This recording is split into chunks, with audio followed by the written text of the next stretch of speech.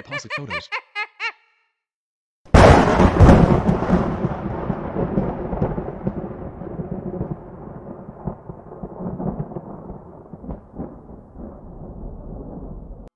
Haziran 1989 Cumartesi. Beyli'nin K ilçesinin K köyünde akıl almaz olaylar baş göstermeye başlar. Olaylar ciddileşmeye başlayınca yerel medya olaya karışır.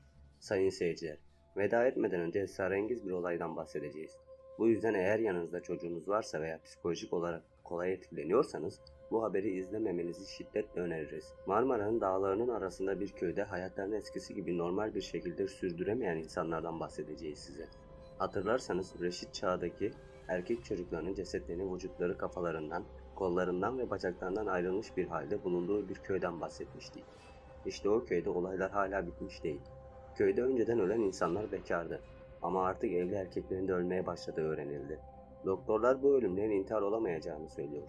Civarda inceleme yapan jandarma ise cinayet olasılığı adına hiçbir ize rastlayamadı. Köy halkının iddiası ise köyün ruhani varlıklar tarafından işgal edildiği yönünde. Komşu köylerin M köyünün imamı SS'nin köyde hayatta kalan tek bekar çocuk OB'nin CK'nın ve İY'nin bedeninin köyün dışındaki çalılıkların arasında bulunması köy halkını iyice tedirgin etti. Çoğu köylü köyü terk etme noktasına kadar geldi. İmam SS ve OB'nin dili tutulmuş bir halde, CK ve İY ise derileri yüzülmüş bir şekilde ölü bulundu. Alınlarında ise Arapça bir şeyler yazılmıştı. Köylüler bu işi ruhani varlıkların yaptığını iddia ediyorlar. Köylülerin dediğine göre ruhani varlıklar köylülerin evlerine zarar veriyor. Hayvanlarını kaçırıyor, köyde yangınlar çıkartıyor ve bazı köylülerin evlerinin önünde bekleyip kırmızı gözlerle onlara bakıyormuş. Köylülerin tek istediği ise köydeki lanetin bitmesi ve eski mutlu yaşantılarına geri dönmeleri. Karanlık, zifir karanlık, önümü zar zor görüyorum. Bir dakika, o da ne? Gün ışığı, evet, gün ışığı.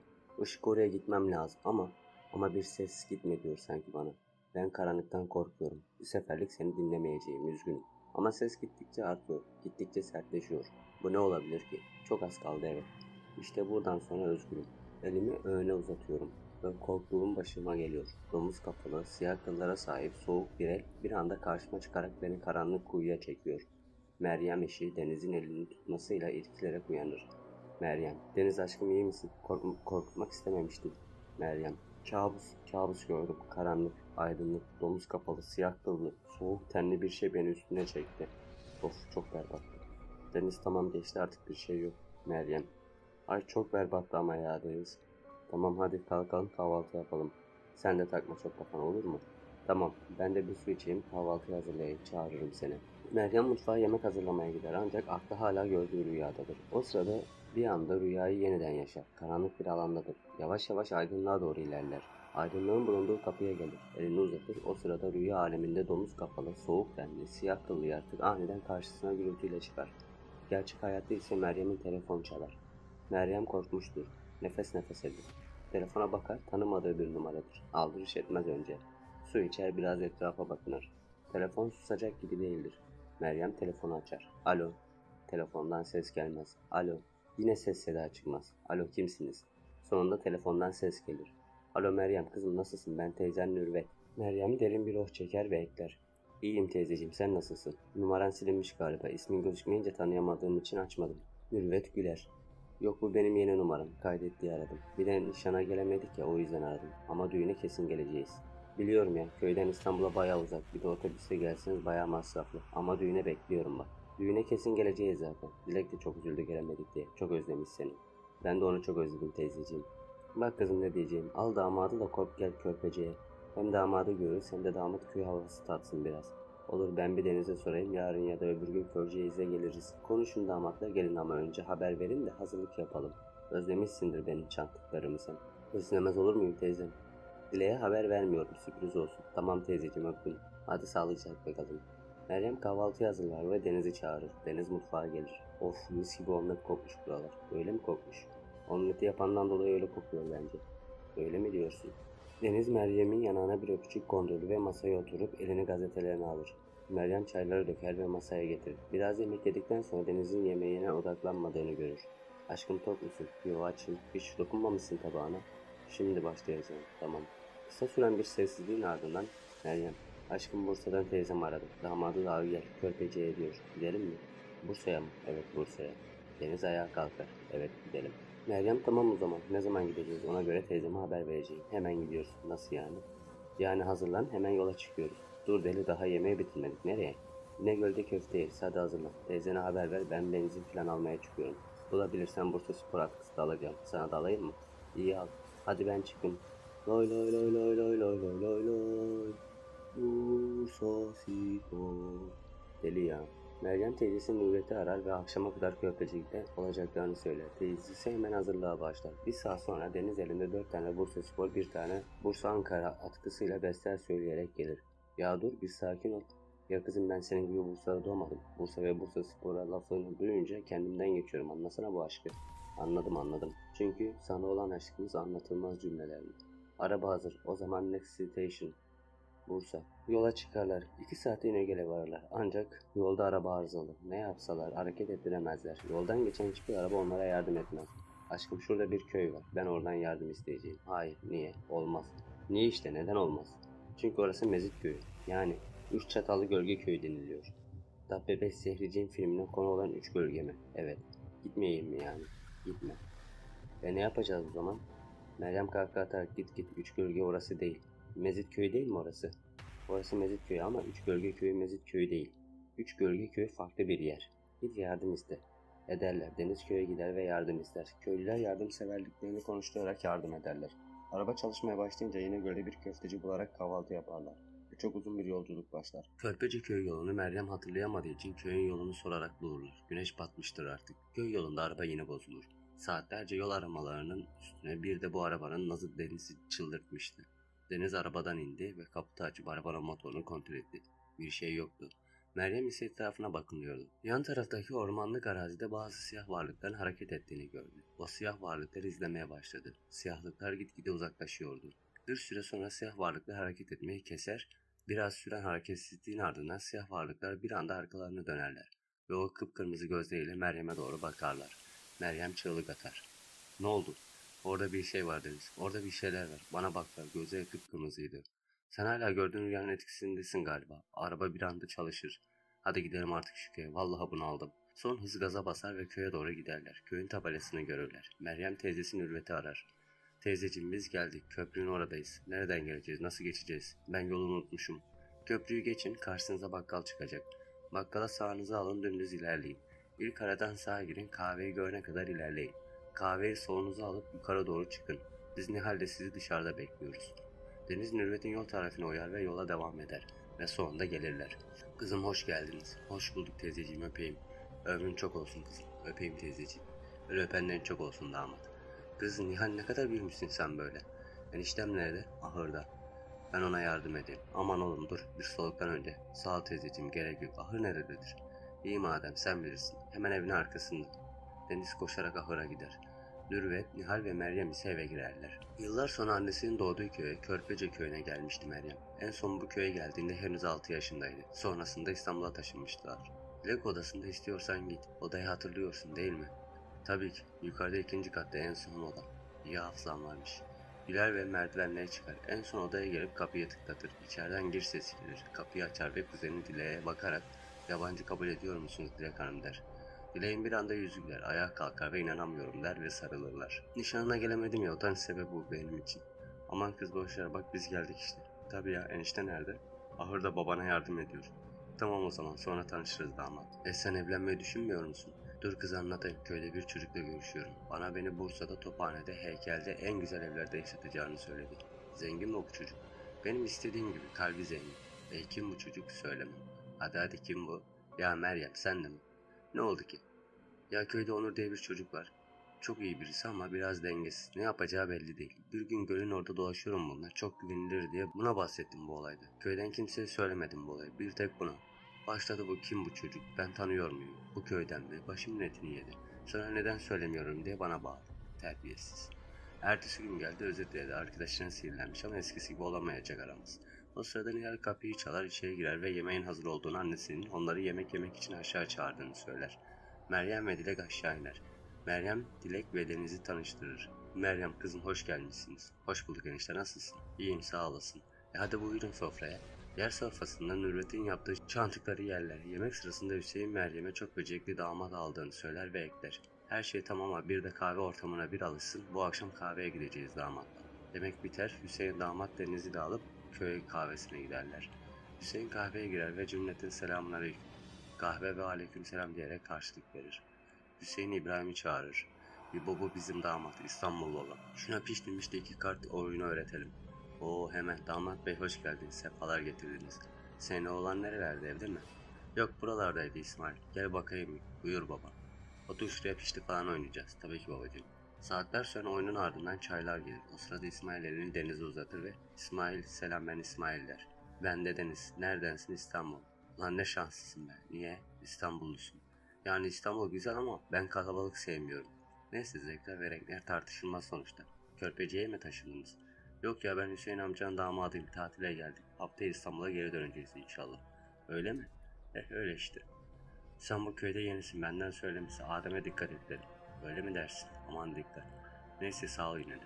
Bu muhabbet gece geç saatlere kadar sürer. Gece saat 12.30 gibi herkes kahveyi terk etmeye başlar. İbrahim, Hüseyin, Deniz ve İsmail muhabbet eve varana kadar devam ederler. Hüseyin ve Deniz eve geldiklerinde vedalaşırlar. Deniz Allah'a emanet ol kardeşim. Kendine iyi bak yarın görüşürüz inşallah. Sen de kardeşim Allah'a ısmarladık. Hadi cümleten iyi geceler. Hadi iyi geceler. İçeri girerler. Hürvet Deniz ve Meryem'e yatacakları odayı gösterir. Kızım siz burada uyuyun. Bir şey olursa haber verirsiniz. Tamam teyzeciğim iyi geceler. İyi geceler. Odanın kapısı kapatılır ve lanetli bir güne uyanmak için uyurlar. Ertesi sabah tüm körpece nasıl kıydınız, nasıl yaptınız feryatlarıyla uyanır. Evdekiler apar topar dışarı çıkıp köy meydanına inerler. Dilek onlara neler olduğunu sorar. İsmail'i öldürmüşler. Dilek şaşırır ve dona kalır. Meryem yanına gelip Dilek'e ne olduğunu sorar. Köyden birisi öldürülmüş. Kim öldürülmüş? İsmail diye bir çocuk. İbrahim emminin oğlu olan mı? Evet. Hadi be, ciddi misin? Evet onu söyledi. Jandarmaya haber vermişler mi? Evet, şu an evde inceleme yapıyorlar. Sen İsmail'in akrabası mısın? Yok dün tanışmıştık. Gül gibi çocuktu. Borcu düşmanı falan var mıydı? Yoktu bakacağız işte. Jandarmalar ne açıklama yapacak? Bu sırada komutan Onur ve Deniz'in bulunduğu bölgeye gelir. İkisinden sorgusunu alınması gerektiğini, bu yüzden de köyün dışındaki jandarma karakoluna gelmelerine gerektiğini söyler. Deniz ve Onur karakola giderler. Önce Deniz sorguya alınır. Evet İstanbul. Dün İsmail'le konuşmuşsunuz kahvede. Evet komutanım. Peki onda hiç garip tavırlar fark ettin mi? Yok hiç garip davranışları yoktu. Aksine çok sıcakkanlıydı. Peki sana hiç düşmanlarından, borçlu olduğu birinden bahsetti mi? Biz öyle havadan sudan konuştuk. Fazla tanımışlığım yok kendisini. Peki köydeki tüm erkekleri sorguluyoruz. Ondan dolayı seni buraya aldık. Bize zamanını ayırdığın için teşekkür ederiz. Deniz dışarı çıkar, Onur'un yanına girer. Ne oldu? Köydeki herkesi sorguluyorlarmış. Sıra sende herhalde. Komutan Onur'u odaya alır. Sorgu öğlene kadar sürer. Öğlen olunca Onur ve Deniz eve dönerler. Deniz durgundur. Meryem ona kahve getirir. Camdan dışarıdaki Kızıltepe Gölü'nü izleyen Dilek, kim öldürmüş olabilir diye hala aklım almıyor. O sırada Deniz kahveyi koltuğun kenarına bırakır ve ayağa kalkıp, İsmail bana dün Adem diye birisi var ona dikkat et demişti. Adem yapmış olmaz mı? Yok Adem yapamaz yapmaz da zaten. Neden yapamaz? Adam Kayseri'de. Emin misin? Evet. O sırada Hüseyin içeri girer ve damat hadi son görevi yapmaya. Deniz abdest alır, önce komşu Meğe köyüne cenaze namazını kılmaya, sonra Körpece mezarlığına doğru ilerlerler. Deniz eline bir kazma alır ve kazar. O sırada sanki bulutlar İsmail'e ağlıyorlarmışçasına yağmur yağar. Sonrasında Sadri Hoca gelip İsmail'in cansız bedenini toprağa gömer. Dualar okunur, Deniz eline kazmayı alır. O sırada İbrahim emmi, Deniz oğlum sen dinlen biraz biz kazalım. Deniz kazmayı İbrahim emmiye verir ve mezarlık duvarlarını oraya yaslanarak soluklanır. O sırada köyden bir çocuk elinde çantık ve ayran ile Deniz'in yanına gelir. Buyur birader. Sağ ol. Ben Yusuf. Ben de Deniz. Karşı köyden misin? Yok eşim bu köyden. Kimin damadısın? Hüseyin emminin. Mürvet ablaların yanında. Evet. Yusuf kafasını sallar ve çantıktan bir ısırık alır. Yusuf sen bu köydensin değil mi? Evet. İsmail bana Adem diye birinden bahsetmişti. Dikkat et ona demişti. O yapmış olmasın? Olamaz çünkü Adem Kayseri'de. Hem zaten İsmail ile Adem iyi arkadaştı. O sırada Sadri Hoca herkesi duaya davet eder. Dua okunduktan sonra eve giderler. Yemek yenirken ölüm sessizliği vardır. Bu sessizliği Hüseyin bozar. Damat yarın bizim kızları al Bursa'ya götür. Tamam enişte. Akşamda ölüm sessizliği devam eder. Gece olmuştur. Herkes iyi geceler diyerek erkenden odaya gider ve uyur. Rüyasında ise kabus görür. Simsiyah, kapkaranlık bir ormanda tek başınasın. Her ağaçta bir domuz kafası, her daldan saç ile bağlanmış bağırsaklar. Etraftan fısıltı sesleri geliyor. Dağılsız sesler gittikçe yaklaşıyor. Sanki bir çemberin ortasında duruyorsun ve çember daralıyor. Fısıltı sesleri şiddetini arttırdıkça ağaçtan yanındaki kırmızı gözlerin seni gözetlediğini fark ediyorsun. Aldırış etmeyip yavaş yavaş yürüyorsun ama nereye gitsen yılanlar tıslıyor. Sonunda kaçmaya başlıyorsun. Ve son kırmızı gözlü siyah varlıkları çok yakın hissediyorsun. Bir dakika. Yolda birisi var ve beyaz giyimli. Yardım istemek için onun bulunduğu bölgeye gidiyorsun. Ona yaklaştıkça beyaz giyimli kadın senden kaçıyormuşçasına hep ileride beliriyor. Ve sonunda ona ulaşabiliyorsun. Soluk soluğasın. Ona elini uzatıyorsun, o ise dönüp çok garip bir dilde konuşarak vücudunu parçalıyor. Bütün ev bu rüyanın görüldüğü sabah şiddetli bir kapı vurma sesiyle uyanır. Kapıyı açtıklarında karşılarında komutanı görürler. Komutan Deniz'i karakola götürmeleri gerektiğini söyler ve Deniz'i alıp yeniden sorguya çekerler. Komutan, evet İstanbul, bu ikinci karşılaşmamız. Sana bir soru. Körpece'den kimleri tanıyorsun? Dilek, Onur, İbrahim emmi. Bu kadar mı başka? Bir de Yusuf, tamamdır. Ne oldu komutan, bir sonuç bulabildiniz mi? Kim öldürmüş İsmail'i? Bilmiyoruz, daha çözemedik. Peki ben ne yapacağım? Sen birkaç gün bizim misafirimiz olacaksın İstanbul. Neden? Komutan, bu köyde şu ana kadar İsmail ve Yusuf'la tanışmışsın. Dün İsmail, bugün Yusuf. Sende bir lanet var herhalde. Bunun başka bir açıklaması olamaz. Bir dakikaya nasıl? Bugün de Yusuf ölü bulundu. Aynı İsmail'in öldürüldüğü gibi kolu bacağı gövdesinden ayrılmış. Alnına da Arapça bir şeyler yazılmış. Şimdi sen ne biliyorsan anlatacaksın. Bugün pazartesi, çarşamba ve perşembe salarız. Eğer suçsuzsan. Ben anlatayım memur bey. Cumartesi gününden başlıyorum. Cumartesi günü köye geldik. Zar zor zaten gelirken 2 kere araba bozuldu. Köye geldiğimiz akşam eniştem beni alıp kahveye götürdü. İbrahim emmiyle tanıştırdı. O da oğlu İsmail'i çağırdı. Onunla da tanıştık işte o sırada. Duraksar Deniz. Kekeleyerek devam eder. Adem. İsmail bana Adem'e dikkat et demişti. Adem öldürmüş olabilir onları. Kim? Bizim Adem mi? Saçmalama İstanbullu. Adem öyle bir şey yapmaz. Allah Allah. Ne Adem'miş be, Adem yapmaz, Adem etmez. Melek yaptınız çocuğu. Ben de onu da sorgulayayım. İstanbul'da sen altı üstü 2 gündür bu köydesin. Ben 23 yıldır bu köydeyim. Adem yapmaz. Hem Adem Kayseri'de nasıl yapsın? Sen boş ver Adem'i. Bana tüm bildiğini anlat. Bu kadar komutan. Komutan. O zaman geceyi burada geçir. Yarın öbür gün gidişatı göre bırakacağız. Bakacağız duruma. Komutan askerlere emir verir ve Deniz'i gözaltına alırlar. Deniz ispatsız bir hücrede günü geçirir. Gece olmadan yatar uyur ve yine kabus görür. Gözlerin yavaş yavaş açılıyor. Bir el saçlarını okşuyor. Saçlarını okşayan kişinin kim olduğuna bakıyorsun. Ancak saçları yüzüne kapattığı için göremiyorsun. Ayağa kalkıyorsun ve yürümeye başlıyorsun. Bir kadın sesi sana onlara benden bahsetmediğin için teşekkür ederim diyor. Korkup hızlıca yürümeye başlıyorsun ama nereye kaçsan peşinde. Sonradan Körpece köyünün girişindeki köprüye geliyorsun. Köprüden geçerken köprünün altındaki dereden sesler geliyor. Dereye bakıyorsun, binlerce ceset. Ses onlardan geliyor. Kul, kul, kul, kul. Tek söyledikleri kul. O sırada şeytani bir kahkaha gelir arka taraftan. Arkana döndüğünde ise beyaz giyimli, saçları yüzünü kapatan o kadın yeniden bedenini parçalamaya başlar. Bu sefer ne söylediği anlaşılıyor. Darwin. Deniz kanter içinde uyanır. Hücresinde onlarca domuz kafası vardır. Duvarlardan sarkan bağırsaklar, karanlıktan onu izleyen kırmızı gözler, hızlıca hareket eden gölgeler, garip sesler, o sırada domuz kafaları darbuğuk diyerek hareket etmeye başlarlar. Bir noktada birleşip yanmaya başlarlar. Deniz korkarak bağırır ancak ses seda yoktur. Bitmez, daha bağırır. Kapı açılma sesi gelir. Biraz sessizliğin ardından hücrenin demirlerinden ses gelmeye başlar. Kapı sertçe kapanır. Kapanır kapanmaz kırmızı gözler bir anda yine açılır. Ve Deniz sonunda kabustan uyanır. Kimse yok mu? Hayırdır? Çok acil komutan ile görüşmem lazım. Uzun süren yalvarışın ardından görevli Deniz'in komutanının yanına götürür. Öt bakalım İstanbul, rüya. Rüyası. Domuz kafası, gölgeler, kırmızı gözler, bağırsaklar, saçlar. Rüyalar bir mesaj olamaz mı? Rüyanda birisi köydeki herkesi öldürdü diye o kişiyi içeri mi alacağız? Ya hayır ama bunların bir anlamı olmalı. İstanbul'a saçmalıyorsun. Kırmızı gözler vardı, bana bakıyorlardı. Bir kadın vardı. Bana size ondan bahsetmediğim için teşekkür ettim. İstanbul, hapishane mi, tımarhane mi?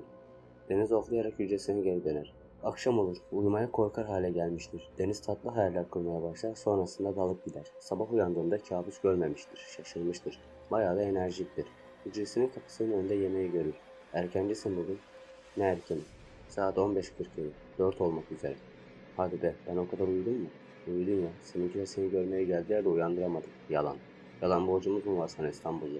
Deniz şaşırmıştır. Yine uzanır. Eve dönmenin hayaline dalar. Sanki hiç uyumamış gibi yine devam ediyor. Bu sefer kabus görür. Yine o köprünün oradadır. Bu sefer Körpece köyüne girer. Evler bomboştur. Kahvenin oraya gelir ve sola dönüp eve gider. Evin içine girer. Girer girmez merdivenlerden önce Hüseyin'in cesedi düşer. Deniz korkar ama o bölgeye ilerler. Merdivenlerde 2 kişi vardır. Bunlar arkasını dönmüştür. Deniz tam merdivenlerden çıkacakken ikisi de bir anda arkasını döner. Darvuk diyerek denizin üzerine atlarlar. Bir tanesi köprüde gördüğü kadındır. Diğeri ise Dilek'tir. O sırada görevli içeriye girip Deniz'e seslenir. Deniz uyanır. Ne uyudun be İstanbullu? Deniz soluk soluğa cevap verebilir. Ne oldu? Hadi serbestsin. Paçayı iyi kurtardın. Neden serbestin? Serbest kaldım. Ve nedenini mi sorguluyorsun? Garip. Bir sebep söyle. Jandarma yaptığı incelemede cinayete dair hiçbir bulgu rastlayamadı. Büyük ihtimal intihar diyorlar. Doktorlar ise tam tersi. Bu olay kesinlikle intihar olamaz diyorlar. İki tarafta çok kesin konuşuyor. Bakacağız artık. Tamam, teşekkürler. Görevli Deniz'i dışarı salar ve kapıyı kapatır. Deniz orman bulmaya başlar. Komutanın anlattığına göre dümdüz devam ederse Körpece Köprüsü'ne ulaşacakmış. Deniz zifiri karanlık bu ormanda gördüğü rüyaların etkisiyle korkarak ilerler. O sırada karşı sokakta bir çocuğun koşturduğunu görür. Çocuğa bağırır ve gecenin bu saatinde dışarıda ne aradığını, eğer kaybolduysa onu evine götürebileceğini söyler. Ancak çocuktan hiçbir ses gelmez. Hoş geldin damat, hoş bulduk. Nasıl geçti karakol? Berbat, çok kabus gördüm. Sonra ne? Kabusları gerçekte yaşadım. Ne gibi? Uzun hikaye teyze, sonra anlatırım. Meryem yukarıda Dileğin odasındadır. Tamam ama önce bir soru sormam lazım. Buyur damat. Köy niye terk edilmiş gibi sessiz? Yas mı tutuyorlar? Evet, yas tutuyorlar. Ölümler oldu ya. Hüseyin, Mürüvvet, Deniz bu. Çocuk kandırmıyoruz. Teyze, enişte ne oluyor bu köyde? Köyü cinler bastı diyorlar. Nasıl yani? Eyvallah, ahırlardan hayvan kaçırıyorlarmış. Yangınlar çıkartıyorlarmış. Evlere taş atıp zararlar veriyorlarmış. Daha neler neler. Emin misin teyze? Hatta bizim Şerife ve Yasemin'e görünmüşler. Böyle kırmızı gözlü, simsiyah bir şeyler. O sırada Nihal salona gelir. Deniz öksürür. Ben yukarı çıkayım o zaman. Der ve yukarı Dileğin odasına girer. Odaya girer, Meryem kalkıp sağlar ve hasret giderirler. Şimdi bana anlatın, ne oluyor bu köyde? Cinler basmış köyü. Aynen, cinler basmış. Yok enişte, sen bakma buna. Ölümler oldu ya, yas tutuyoruz. Köyde çıkan yangınlar, kaybolan hayvanlar, içine taş gelen evler. Hayvanlar kaçmış olabilir. Yangınlarda bizim köyde bir oyun var, ateş yakıp oynuyor. Babam bile oynuyor. Hem yas var diyorsun hem de oyun oynuyorlar diyorsun. Direkt cevap veremez. Deniz ekler. Bakın, daha demin gelirken bir hayvan sürüsüne rastladım. Birisini takip ediyormuşça köprüye doğru ilerliyorlardı. Bir çocuk gördüm, yanına gittim. Bir anda alev aldı oralar. Sonra çocuk yok oldu. Ormanda neler yaşadığımı anlatmıyorum bile. Aynen, demin bizim odaya taş geldi. Dışarıya baktık, kimse yok. Birisi atıp kaçmıştır. Dilek köy terk edilmiş gibi sessiz. Dışarıda kimse yok. Sakin olun, jandarmaya haber verdik. Jandarma ne yapacak, cinleri mi tutuklayacak? Ya bir durun, her şeyi onlara bağlamayın. Gerçekten onlar bastıysa ne sen ne ben kurtulabiliriz. Bu köyün camisi yok mu? Yok, karşı köyün var. Ocağa haber verdiniz mi? Onur'un bir tanıdığı varmış cinci. O gelecek İznik'ten. Oh maşallah, İznik'ten şehrin en doğusundan batısına. Ne zaman gelecekmiş? Biz de onu bekliyoruz. Deniz hafif gülümser ve ekler. O zaman bu işi ben halledeceğim. Deniz gerinerek uyanır. Ne kadar kötü bir gün. Günaydın. Bugün ne? Perşembe. Bugün bu köydeki laneti çözeceğim. Deniz'in yanına gelir. Deniz yapma. Beni seviyorsan yapma. Deniz Meryem'in ellerini tutar. Meryem, güven bana. Bu köyü cinlerden temizleyeceğiz. Deniz, onlar hakkında hiçbir şey bilmiyorsun ya. Ya sana musallat olurlarsa? Bugün hocayla konuşacağım. Hem bu kabuslar hem de bu köy hakkında. Deniz, dikkat et. Bana bak, kurtaracağız bu köyü cinlerden.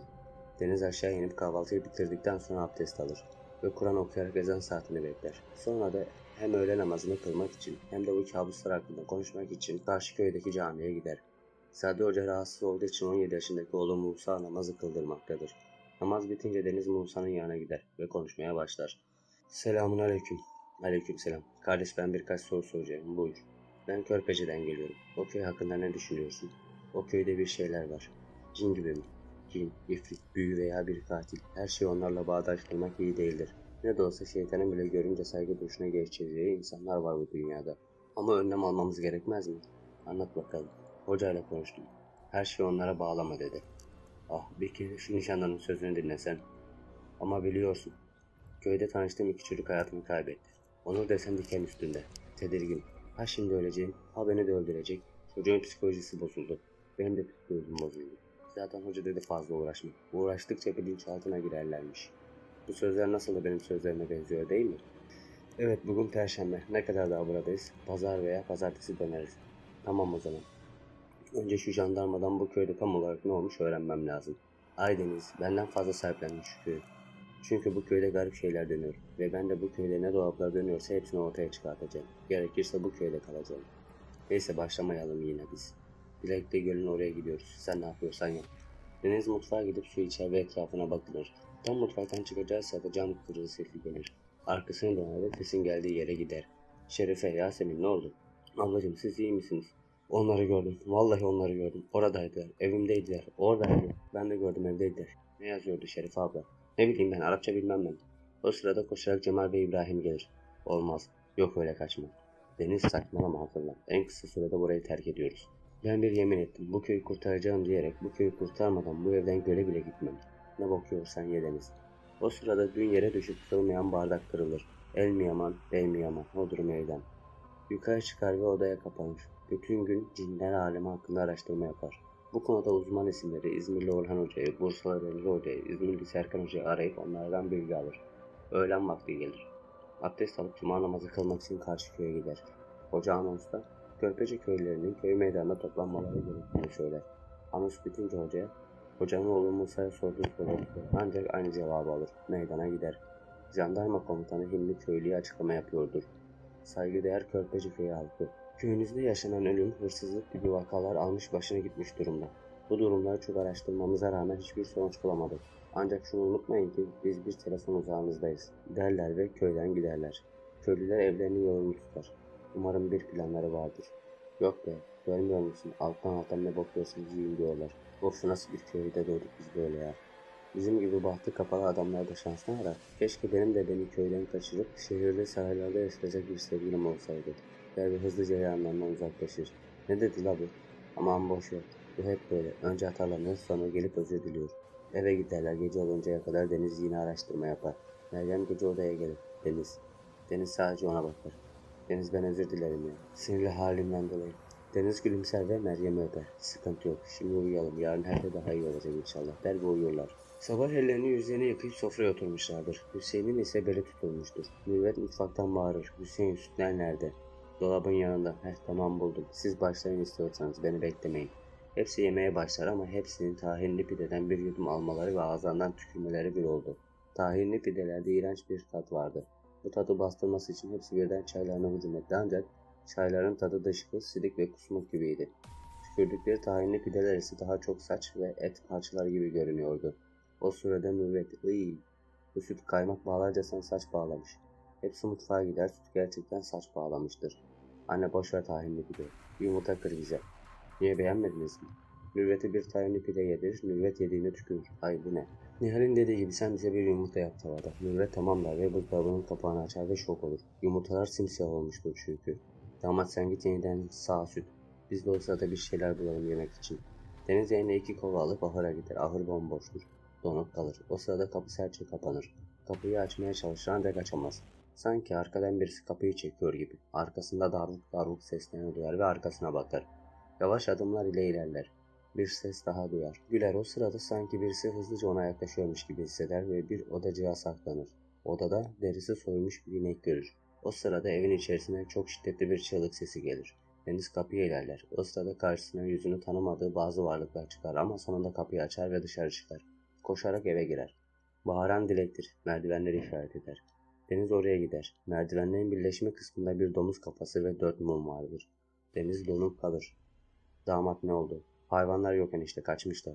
O sırada Yasemin köy meydanında dizlerinin üstüne çökmüş bir şekilde bağırıyordur. Herkes köy meydanına gider.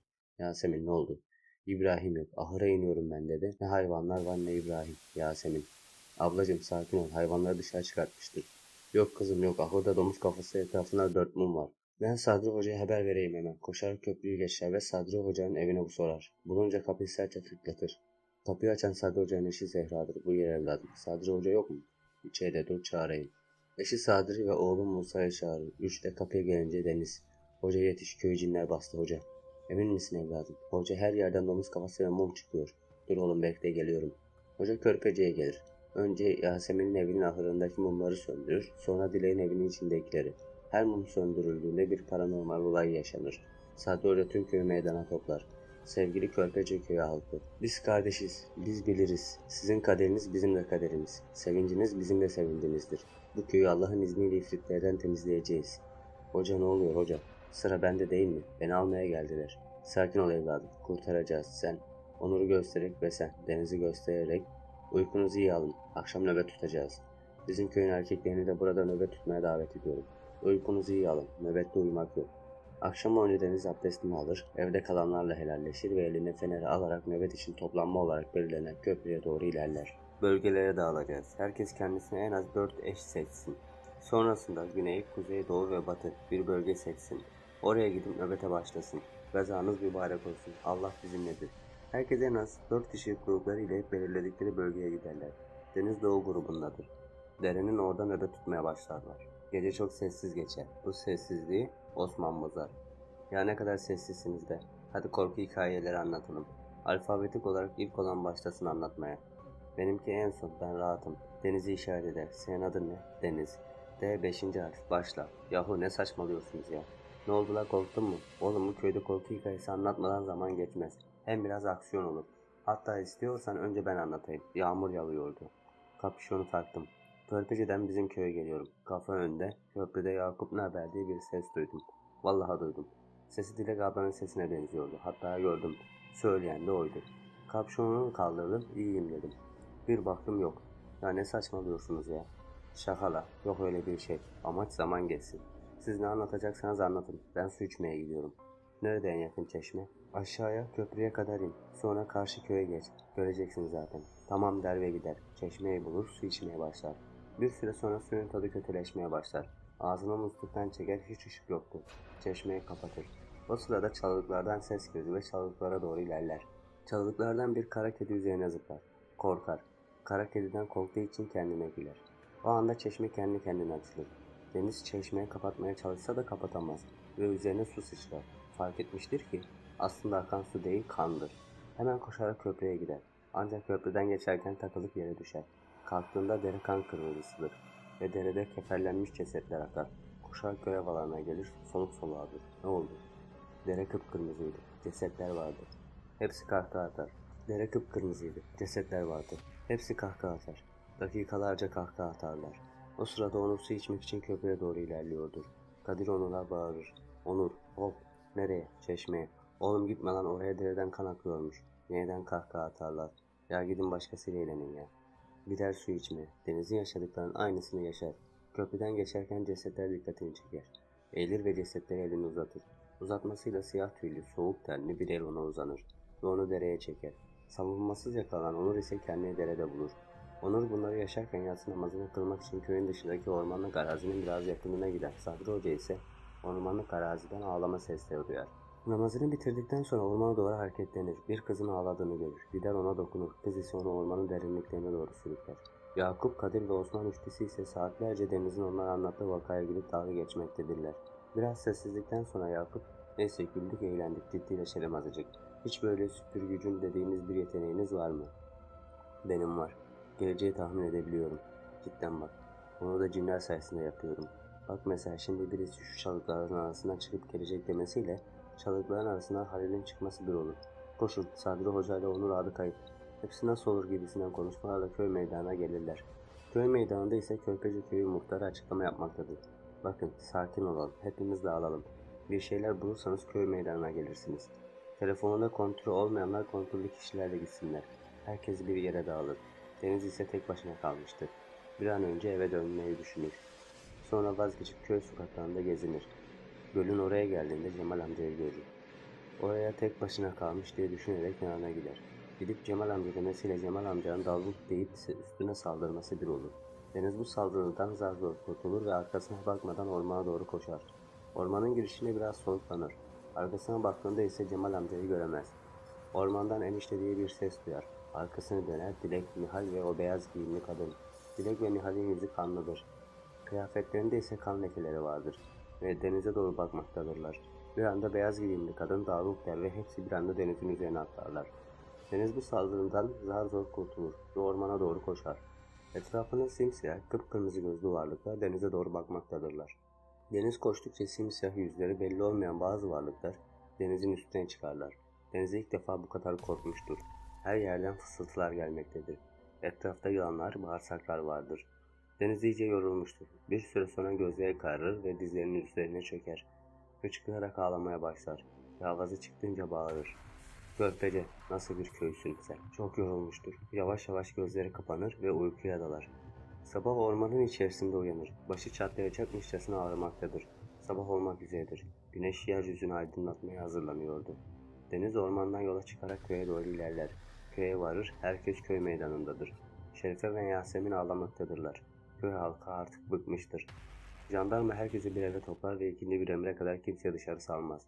Deniz daha henüz ailesiyle bile görüşemeden etraftakilere neler olduğunu soruyordur. Birkaç saat sonra jandarma komutanı Hilmi Onur'un evine gelir. Birkaç kişiye ihtiyacımız var. Güçlü ve yapılı olmalı. Deniz birkaç adım öne çıkar. Yanına birkaç kişi daha eklenir. 6 kişilik bir ekiple komutan Hilmi'yi takip ederler. Hilmi onları köyün dışındaki bir çalılık araziye götürür. Orada İbrahim'in ve Cemal'in derisi yüzülmüş, alnına ise Arapça bir şeyler yazılmış bir halde bulurlar. Daha şaşırtıcı olanı ise geçen hafta gömülen İsmail'in ve Yusuf cansız bedenlerini de bulurlar. Deniz ve diğerleri önce çalılıkta ölülerin yanında dili tutulmuş bir halde bulunan Sadri Hoca'yı, sonra ise vücudu morluklar içerisinde ve dili tutulmuş bir halde bulunan Onur'un evine taşırlar. Jandarma komutanı Hilmi, Şerife ve Yasemin bacım başımız sağ olsun. Şerife geçen hafta oğlu Yusuf'u, bu hafta ise eşi Cemal'i kaybetmiştir. Kardeştaşı Yasemin ise geçen hafta oğlu İsmail'i, bu hafta ise eşi İbrahim'i kaybetmiştir. Sadri Hoca bir kağıt ve kalem ister ve kağıda şunları yazar. Bu köyü terk edin. Ya siz terk edeceksiniz ya da sizi öldürecekler der ve gitmek istediğini söyler. Deniz Musa ile birlikte Sadri'yi eve götürürler. Dönüşte Musa Deniz'in yanına gelir. Beraber biraz sessizce ilerlerken ambulansların orada Musa duraksar ve Darvuk der. Darvuk mu? He ya Darvuk. O ne? İbrahim emminin alnında yazan. Ne demek? Sıra sende. Arapça. Ben hep rüyamda bu sesi duyuyorum. Bu köye musallat olan cin kabilesi çok tehlikeli. En gaddar ve en kinci olanlarından biri olmalı. Ne yapacağız? Ben şimdi köylüyle konuşacağım. Sonrasında olanları bizim köyde toplayacağız. Bu köyü birden bomboşken incelemek istiyorum. Der ve hızlıca onun evine gider ve konuşmaya başlar. Bakın bu köyde neler olduğunu tam olarak bilmiyorum ancak birkaç teorim var. 1. Bu köyden birisine cin musallat olmuş olabilir. 2. Bu köye büyü yapılmış olabilir. 3. Bu köyden birisine büyü yapılması sonucu görevlendirilen cinler köyü sahiplenmiş olabilir. 4. Bu köyden birisi veya birkaç kişi herhangi bir cine zarar vermiş olabilir. Bakın bu zamanda cin vakaları çok arttı. Uzaklara gitmeye gerek yok. Şehrimizde yaşanan bir cin olayında köylüler topluca çok büyük günahlar işlediği için köy cinler tarafından basıldı. Bakın bu Körpücü köyü tam da hadislere anlatıldığı gibi. Güneşin doğduğu yerde bir dağ, battığı yerde bir dağ. Ortada ise taşı delen bir dere varsa oradaki bütün gölgeler onlara aittir. Bakın eğer bu köye büyü yapan aramızdaysa çıksın söylesin. Şu yüzden şu büyüyü yaptım diye. Kızmayacağım. Eğer büyü yapıldıysa bu büyü bozulmadan bu köy kurtulamaz. Eğer birisi bir cine zarar verdiyse veya onlara ait bir hazineyi, defineyi onlardan izinsiz, onlarla anlaşmadan kullandıysa veya define uğruna bir cin öldürdüyse, zarar verdiyse çıksın söylesin. İlla ulu orta söylemesine gerek yok. En kısa zamanda uygun olduğumuz bir anda söyleyebilir. Yeter ki şu lanetin sebebini ve kaynağını öğrenelim. Uzun süreli ses seda çıkmayınca Musa, o zaman herkes acil olarak tüm eşyalarını toplasın, evlerini boşaltsın. Bursa'daki veya başka yerdeki akrabalarını arayıp kalacak yer arasınlar. İkindiye kadar herkes bizim köye gelsin. Bizim köyden her biri bir körpeciliğe evde misafir edecek. Ben muhtar ile konuşacağım. Eğer bu lanetin sonucunu bugün bulamazsam ya kendileri ölene kadar ya da herkesi öldürene kadar durmayacaklardır. Herkes evlerine gider ve eşyalarını toplar. Bir yandan da misafir olarak kalacakları bir yer ararlar. Kahvaltı zamanı herkes köprünün oraya gelir. Önce kahvaltı ederler. Sonra köy muhtarı açıklama yapar. Körpeceli kardeşlerimiz bugünlük bizlerin misafiri olacaklar. Bu yüzden herkes en az bir körpeliciyi evinde misafir edecek. Bizler iyi günde kötü günde yanımızda olan körpeceli kardeşlerimizi bu kara günlerinde yalnız bırakmayacağız. Bu yüzden öncelikle gönüllüler bir adım öne çıksınlar. Musa bir adım öne çıkar. Babam Hüseyin emmiler bizde kalacaklar dedi. Onları ben bizim eve götüreyim. Musa ve Deniz bavulları ellerine ve sırtlarına yükleyerek eve doğru hareket ederler. Eşyaları eve bıraktıktan sonra Musa Deniz ağabey sen benimle Körpeci'ye gel. Köyü bir boşken görmek, incelemek istiyorum. Deniz ve Musa Körpece köyünde tur atmaya başlarlar. Evlere girip bir büyük kaynağı ararlar fakat hiçbir iz rastlayamazlar. Artık umudu keserler ve köye dönecek derken birinden takırtılar sesler duyarlar. Eve girerler, ses üst kattan geliyordur. Üst kata çıkarlar. Sesin geldiği odaya yaklaştıkça sesler azalır. Kapıya gelince sesler yeni hafif bir ağlama sesine bırakır. Odanın kapısını açarlar. Yasemin odada ağlamaktadır. Musa ve Deniz hemen yanına giderler ve niçin köylülerin yanında olmadığını sorar. Yasemin'in cevabı ise kan donduran cinstendir. Eşim İbrahim öldükten sonra bir cinler beni nikahına aldılar. Beni onlardan birisine verdiler. Beni sahiplenmişler. Musa denize bakar ve onu dışarıya çağırır. Deniz Yasemin'e bir dakika işaret yapar ve dışarı çıkar. Musa abi, hemen bu evi terk edelim. Deniz, Yasemin ablayı burada yalnız başına mı bırakacağız? Abi o kadın artık cinler tarafından sahiplenilmiş. Eğer şansı varsa kurtulur. Musa bir şey yapamaz mısın? Yok abi, eğer şanslıysa bugün yapacağımız helak duasında canlı kurtulur. İyi tamam hadi gidelim. Tamam eve dönerlerken yine aynı sesleri başka bir evden duyarlar, içeri girerler. Bu sefer de Şerif evde yalnızdır. Ve aynı şeyleri söyler. Abla peki bu cin sana hiç mi ismini söylemedi? Söyledi. Peki abla sizi sahiplenen cinler ile bu köye musallat olan cinler aynı mı? Evet aynı. Neymiş bunların adı abla? Marit. Bana isimlerin Marit olduğunu söylediler. Beni Mihrez'in oğullarıyla biriyle evlendireceklermiş. Yasemin'i ise Marit'in cinlerinin komutanıyla evlendireceklermiş. Musa yeniden denize dışarı işaret yapar ve evin dışına çıkarlar. Abi bu köyü en azgın, en gaddar cin kabilesi sahiplenmiş. Bunları durdurmak çok zor, çok riskli. Bu cinler şeytana kafa tutan cinler. Marit cinleri, Mihres ise iblisin çocuklarından birisi. Bu ne demek biliyor musun? Eğer biz Mihres'in soyundan bir cana zarar verdiysek, Mihres elbette intikam için gelecektir. Ama beni bu işe bulaştırma. Eğer bildiğin, tanıdığın bir hoca, bir hüddam var ise çağır o halletsin. Ne yani, bu kadınları burada kaderlerine mi terk edeceğiz? Eğer şanslılarsa kurtulacaklar. Merak etme. Allah zalimlerin değil, masumların yanındadır. Bu köy artık kurtulması imkansız bir lanetin içerisinde. Bu köyü kaderine terk edeceğiz, helak edeceğiz. Musa kardeşim bu kadar insan elsiz mi bırakacaksın? Abi başka bir çare varsa söyle. Hemen git sor bakayım. Kaç kişi bu köyde bunca yaşananlara rağmen kalmayı düşünüyor? Bizim köyden bile herkes terk etme düşüncesi içerisindeyken körpecilerin hala bu köyde kalmayı isteme ihtimallerinin dahi olduğunu sanmıyorum. Deniz biraz duraksar, ellerini yana açar ve o zaman gidelim. Bunu köylülere söyleyelim. Hızlı adımlarla giderler köprüye. Musa yüksek bir yere çıkar. Körpeciler, sizlere bunu nasıl söyleyeceğimi bilmiyorum ancak bu köy artık kurtarılamayacak derecede büyük bir lanete ulaşmış. En tehlikeli, en gaddar ve iblisin bile nefret ettiği bir cin kabilesi bu köyü sahiplenmiş. En güçlü zamanlarında değillerken bunları yapabildiler ise daha da güçlendikleri zaman neler yapabileceklerini düşünün bir de. Körpece'den bir kişi. Peki köyümüzün kurtulma ihtimali yok mu? Maalesef köyü helak etmek dışında hiçbir çaremiz yok. Bu köyde kalmak isteyen bir kişi bile olmaz. Sanmam ama bize musallat olma ihtimalleri var mı? Normalde köyü şu an için helak etmeden terk edebilirdik ancak bu sizlerin musallat olmalarını engellemeyecektir. Peki helak nasıl gerçekleşecek? İkindi namazına kadar herkes gelsin. Namazdan sonra helak duasına çıkacağız. İkindi ezanı okunur ve tüm erkekler camiye gelir. Namaz kılınır ve erkekli kadınlı Körpece ve M köyünün ikiye ayıran derenin kıyısında bir yerde önce Musa içinden bir dua okur ve dereye üfler. Sonrasında arkasına döner ve köyünü son kez görmek isteyen yarına kadar gidip görebilir. Herkes akşama kadar hatta gece geç saatlere kadar Körpece'de durur. Zaman geçirir. Ertesi güne ise çok şiddetli bir doluyla uyanır tüm köylüler. Herkes dün helak duası için toplanılan yere gelir. Yüksek sesle duayı okur. Der ve dereye üfler. Bu olaydan sonra dere taşar ama sadece Körpece köyüne doğru. Herkes bu yıkılışı, bu helakı gözyaşları içerisinde izler. Deniz bile duygulanır. Hüseyin Deniz'in sırtına elini koyar. Damat, İsmail sana Adem'e dikkat et demişti hatırlıyor musun? Evet enişte ne oldu ki? Gel şöyle. Deniz'i bir bölgeye doğru çeker. Eliyle Dilek'in olduğu yeri gösterir. Dilek'in yanında bir adam vardır. Dilek bu adama sarılıyordur.